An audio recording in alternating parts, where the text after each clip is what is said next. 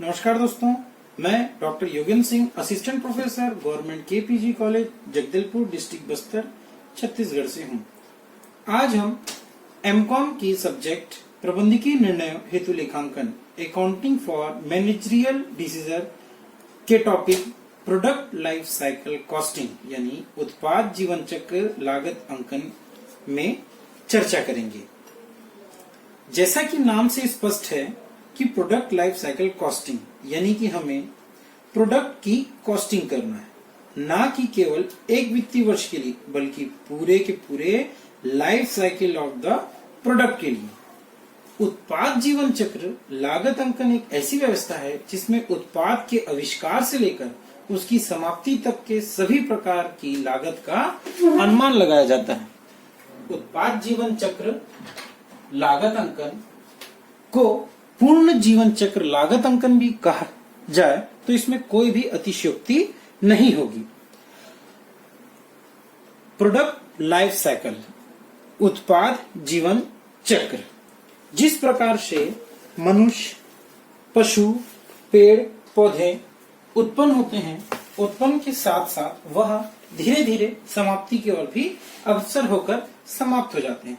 उसी प्रकार उत्पाद भी जन्म लेते हैं।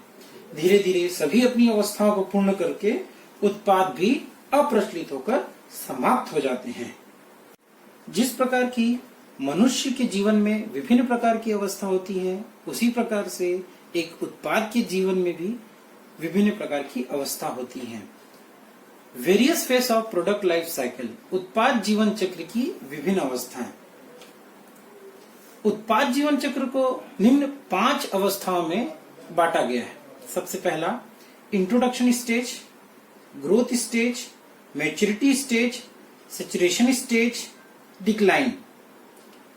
परिचय या प्रस्तुतिकरण, विकास की अवस्था, परिपक्वता की अवस्था, संतृप्ति की अवस्था और पतनावस्था। सबसे पहला इंट्रोडक्शन स्टेज, परिचय या प्रस्तुतिकरण। यह उत्पाद के जीवन का प्रथम अवस्था है। इसमें उत्पाद बाजार में उतारा जाता है व ग्राहकों से इसका परिचय कराया जाता है। ग्राहकों को इस स्टेज में उत्पाद के बारे में किसी भी प्रकार की कोई जानकारी नहीं होती। इस वजह से इस स्टेज का नाम है इंट्रोडक्शन स्टेज, यानी कि प्रोडक्ट के बारे में जानकारी ग्राहकों को दी जाती है। हमारा दूसरा स्टेज है ग्रोथ स्टेज, यानी विकास की अवस्था।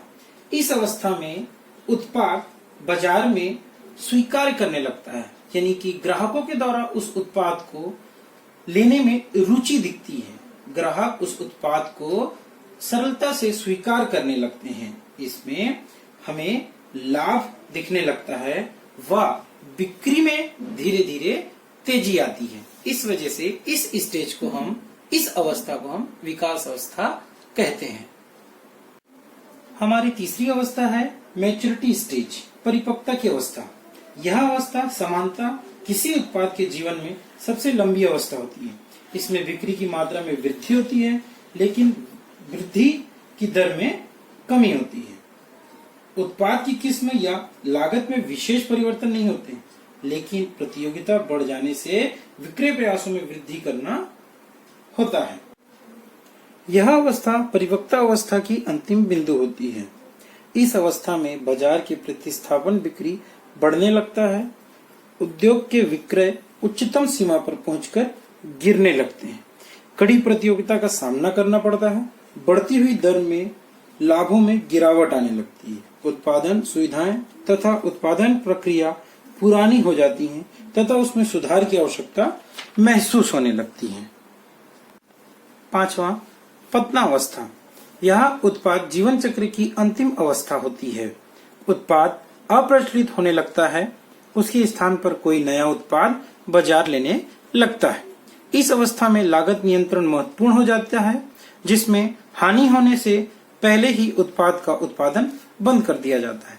इस अवस्था में ग्राहकों के द्वारा उत्पाद को धीरे धीरे नापसंद किया जाता है।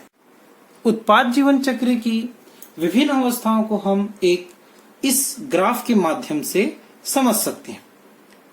देखिए यहाँ पे है सेल वैल्यू दिया गया है, दूसरा पॉइंट है इसकी विभिन्न अवस्थाओं का परिचय।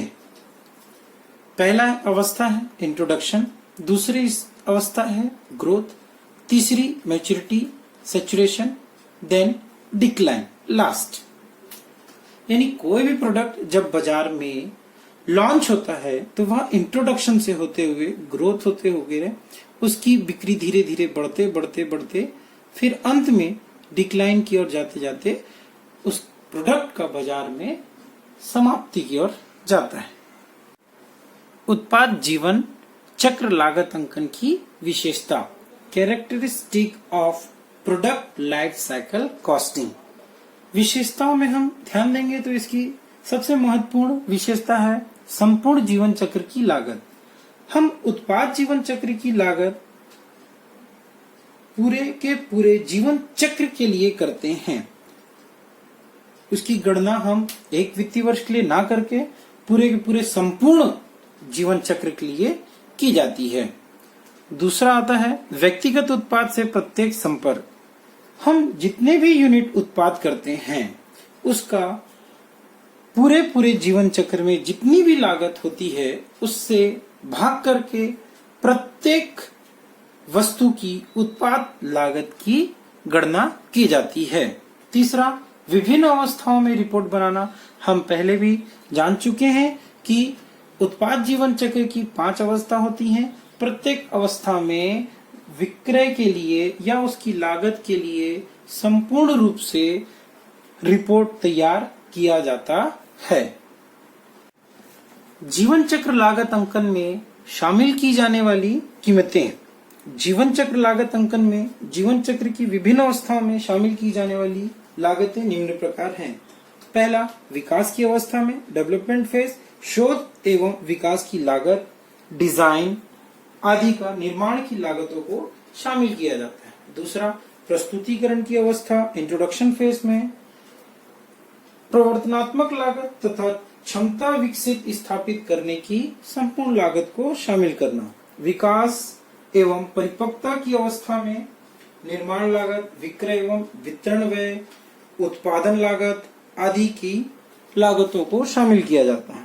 चौथा, पतन एवं प्रतिस्थापन की अवस्था। इसमें मशीनों की पुनः प्रयोग, विक्रय, स्क्रैप से संबंधित या प्रोडक्ट को समाप्त करने से संबंधित जितनी भी लागतें होती हैं उन सभी को शामिल करके जीवन चक्र लागत अंकन की गणना की जाती है।